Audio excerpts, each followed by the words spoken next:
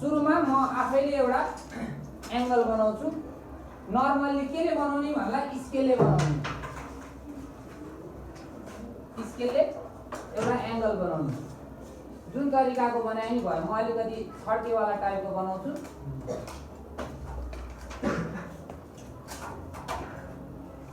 भयो यस्तो एउटा एंगल यस्तै खालको पिक्चर छ होला तिम्रो क्वेशन नम्बर 1 मा पनि हैन पिक्चर छ होला हामीलाई के भनेको भन्दा यो जति एंगलको छ नि त्यति नै एंगल बराबरको एकापट्टि अर्को लाइन तान्नु तर युजिङ के त कम्पास भनेको छ एकदम इजी छ तपाईले के गर्नु पर्यो फर्स्टमा यो टाइट गर्नु पर्यो एउटा आर्क बनाउनको लागि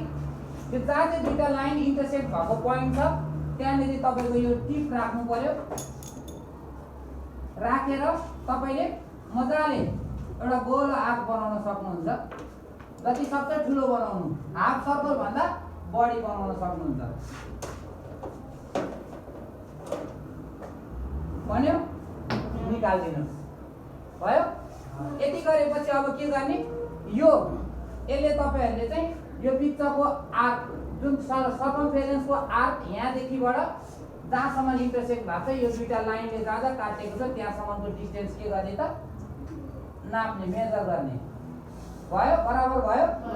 भएपछि निकाल्ने अनि फेरि जहाँसम्म गरेको थियो त्यहीबाट फेरि के गर्ने यतापट्टि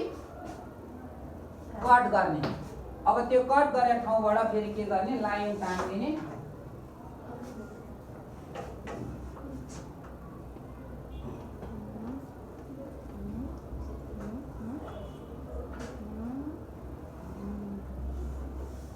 गर्यो हाम्रो काम यति नै सक्यो अब यो एंगल नाप्ने हामीले प्रोटेक्टरले यति नाप्ने अनि फेरि यो नाप्ने यो एंगल र यो एंगल के हुन्छ बराबरी हुन्छ जस्तै म यहाँ एंगल नापेर पनि देखाउँछु बाङ्गो छ भने बाङ्गै नाप्नु पर्यो हामीले यो लगभग 40 डिग्री छ भने 40 अलि कम छ अथवा 40 डिग्री हाडाहाडी छ भने यो पनि लगभग 40 डिग्री छ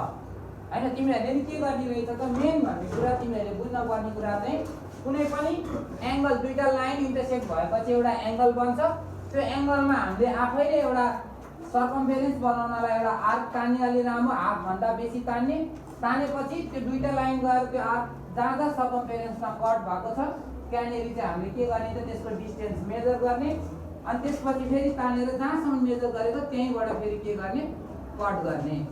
कट गरेपछि फाइनली त्यो इन्टरसेक्ट पोइन्टबाट चाहिँ के गर्ने त हामीले लाइन तान्ने यति गरेपछि